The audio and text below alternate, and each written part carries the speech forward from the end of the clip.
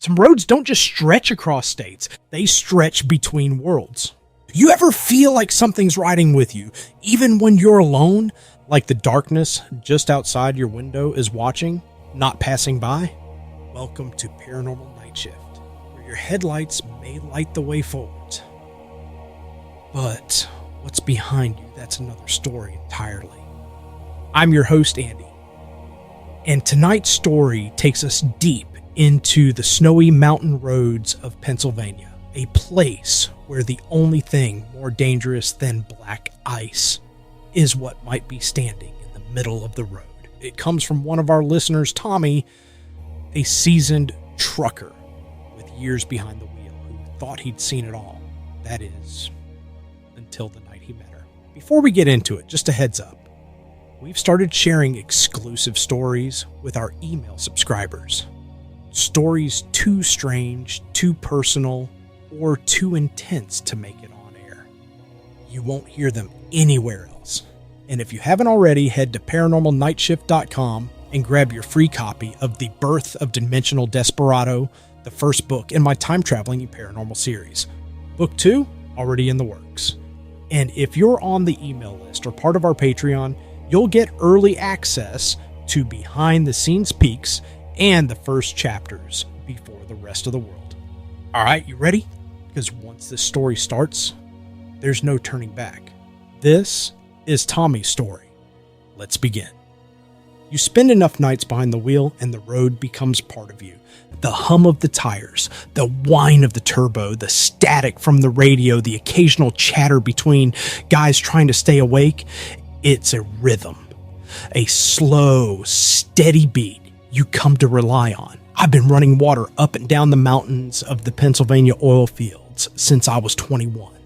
And there's something about working a night shift that changes the way you see things. The world gets quieter, lonelier, stranger. Forksville is one of those blink and you miss it places tucked up in the endless hills of Pennsylvania. They call it a town, but it barely qualifies. Just a handful of houses, a fire hall, and that creeping sense that you're a long way from anywhere familiar. When you come down off Route 87 in the dead of winter with nothing but your headlights and the stars to light your way, the trees seem to close in around you like they're watching.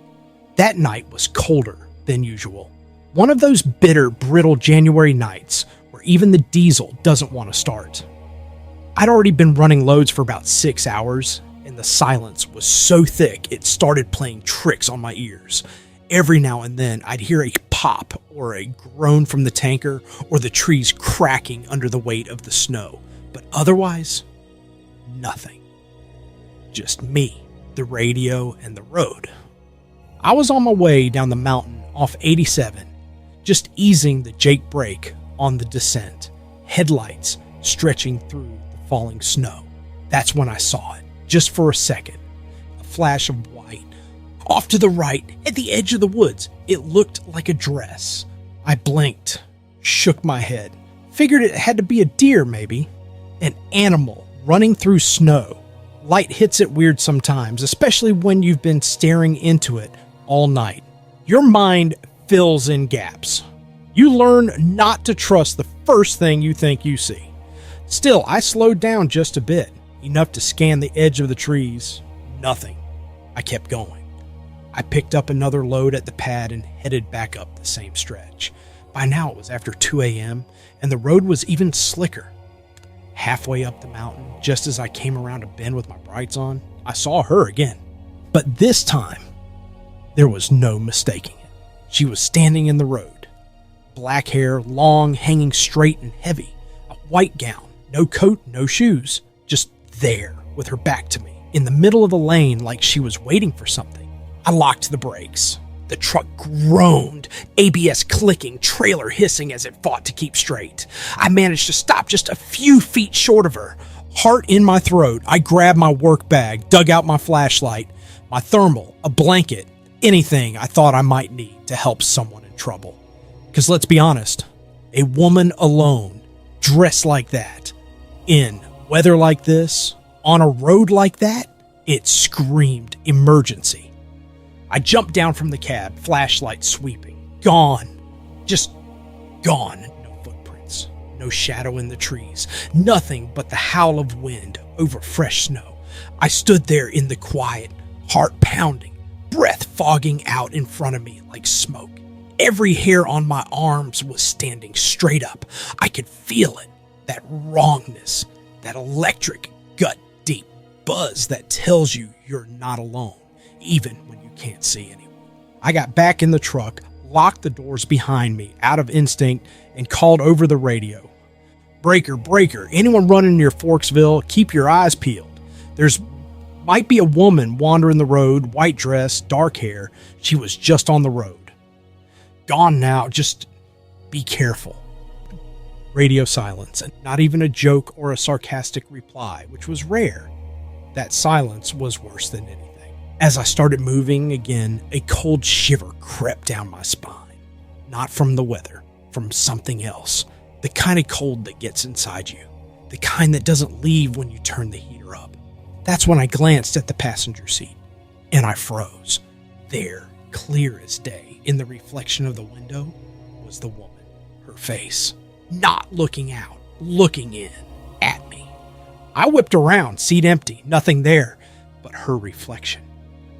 I still saw it for a heartbeat, longer than I should have. That's when I panicked. I slammed the accelerator, trying to get off that stretch as fast as I could. The back end of the truck began to sway, and then black ice. The wheels lost traction.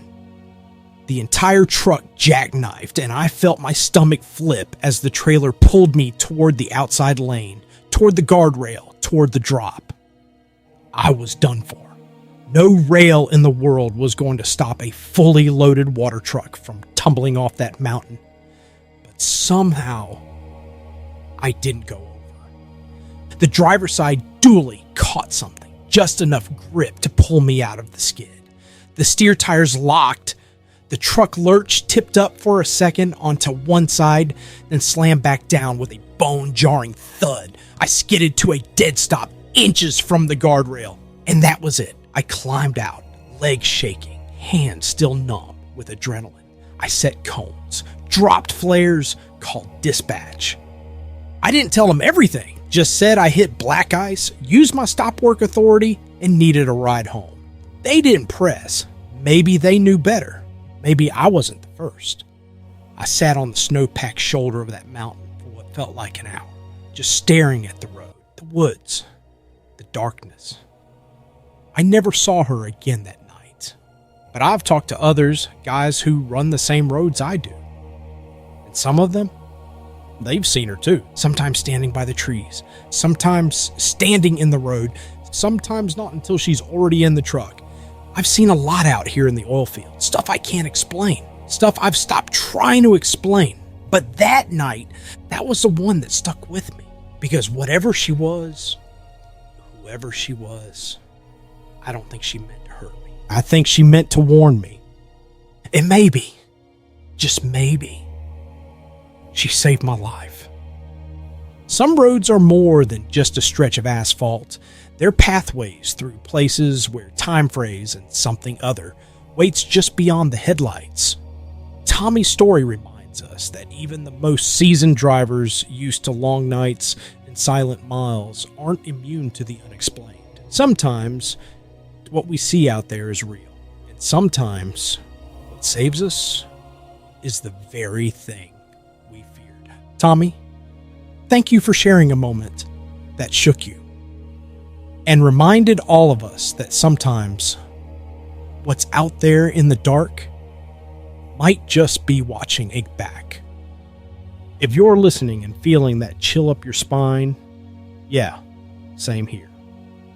Now before you go, remember, we've got stories you'll only find in the email list, the kind I can't share on air. If you're the kind of night shifter who craves more of the unknown, the unspoken, the stories too strange for Spotify, go grab your spot at paranormalnightshift.com. Plus, my time traveling series, Dimensional Desperado, is heating up. Book 2 is on the way, and if you're on the email list or Patreon, you'll get a sneak peek before it drops. If this story gave you chills, let us know. Subscribe on Spotify, drop a comment on YouTube, or just send a message through the site. Your feedback keeps this shift going strong. And hey, if you've got a story, you know where to find me. And until next time, keep one eye on the road and the other on the rear view. Good night, time travelers.